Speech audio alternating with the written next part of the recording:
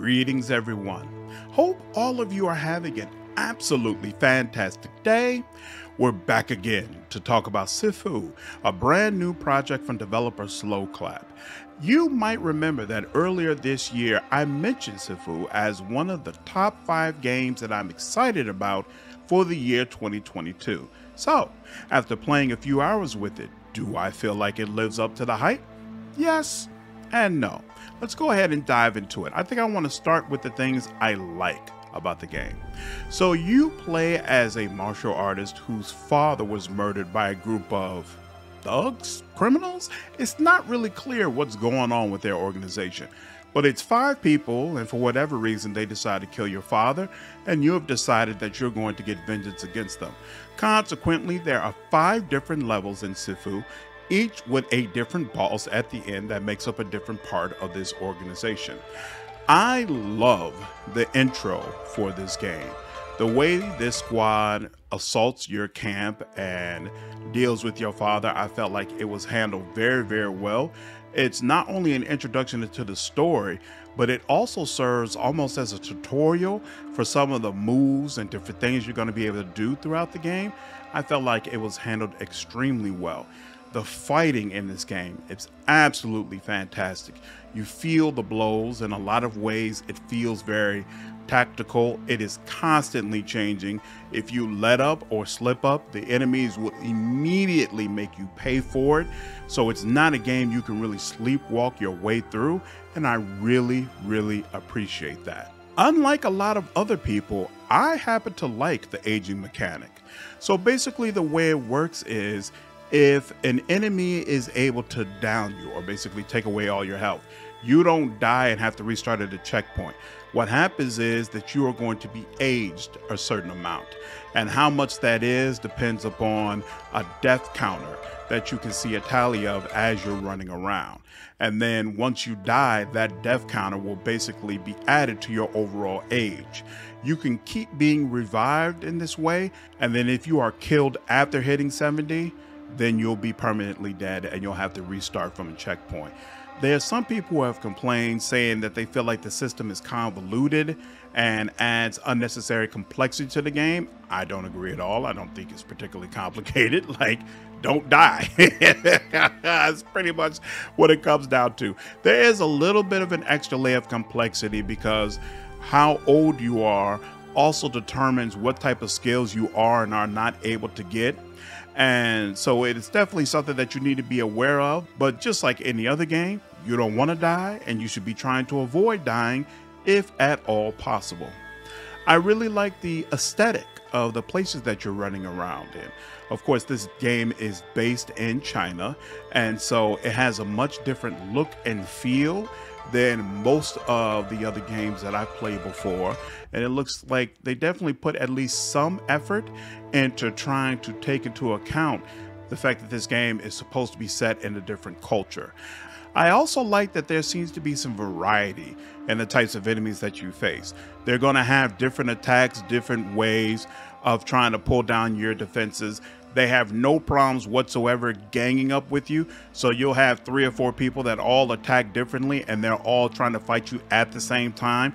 It's absolutely fantastic because it gives you a real sense of accomplishment when you're able to wipe those groups out, especially if you're able to do it without dying.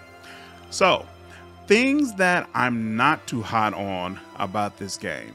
Keep it in mind that I'm only a few hours into the game, so I've only done a couple of levels, but also keep it in mind that the game is only 10 to 15 hours, somewhere in that range.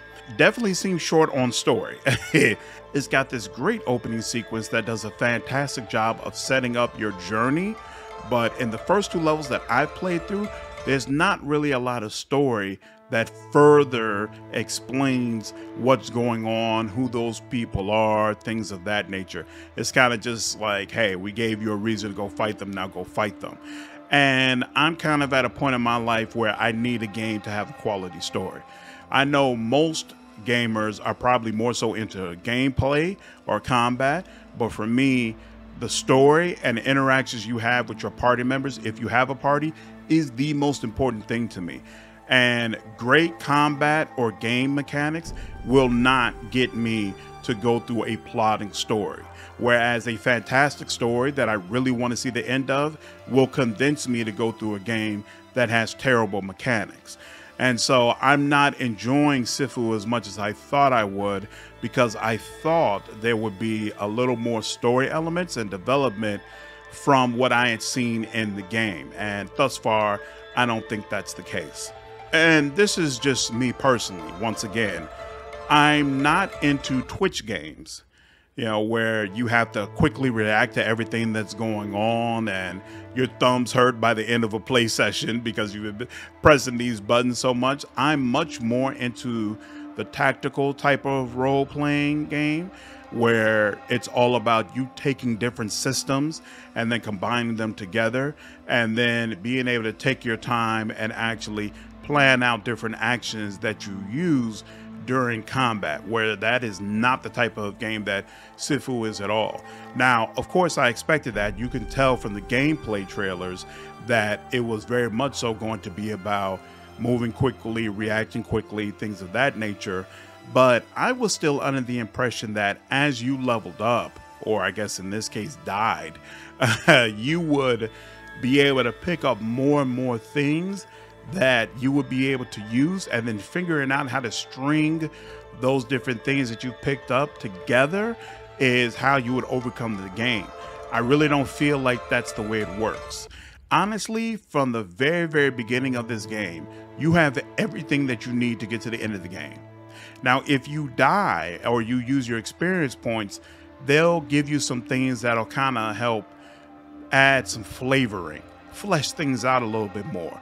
But none of these things you can pick up using your experience points are actually true game changers, that'll completely warp your playthrough experience and make you a monster if you were just mediocre before. And so it's not about how you take these different systems and attributes and try to use them in a tactical way. It's much more about your own ability to react to what's happening in the moment and then make the most out of your situation, which wasn't really what I expect. And it's not a game system that I like. Now, does that mean it's bad? Absolutely not. There is definitely an audience for this, and what they have done, they've done very, very well. It's just not for me personally, which brings me to my last point. I'm going to be completely honest here. I'm not sure I'm going to finish this game. I think Sloclap has done an absolutely fantastic job. I think it's an absolute piece of art, and I'm looking forward to being able to talk about it more. But honestly, the time investment that would be required in order for me to be able to completely learn this system and be able to overcome these 5 bosses, honestly, I don't know if it's going to happen. I'm going to try. I'm going to give it the old 1-2 because I would love to be able to do a review on this game. But honestly, at this point, I'm not making any promises because it's really not my type of game. And I'm at the age where if it's not my type of game, I don't play it. This will never be a channel where I'm just going to tough it through because I'm just need to do content for a game. Like, no, if it's not for me, then it's not for me. I can let somebody else do the content for it. But otherwise, if you like the gameplay that you saw, like the trailers, and feel like this might be the type of game for you, I definitely recommend you go ahead and pick it up. I feel like a lot of work and effort has been put into creating a very unique experience, and it's definitely worthy of being played. Let me know down in the comments, have any of you played this game? If so, how do you feel about it? Do you agree with my sentiments? Or have you actually been able to already finish the game and it's right up your alley? Looking forward to hearing your feedback. And as always, if you enjoyed this video, please leave me a like down below, share this content, and subscribe to the channel if you haven't already. I will see you all in the next video. Take care.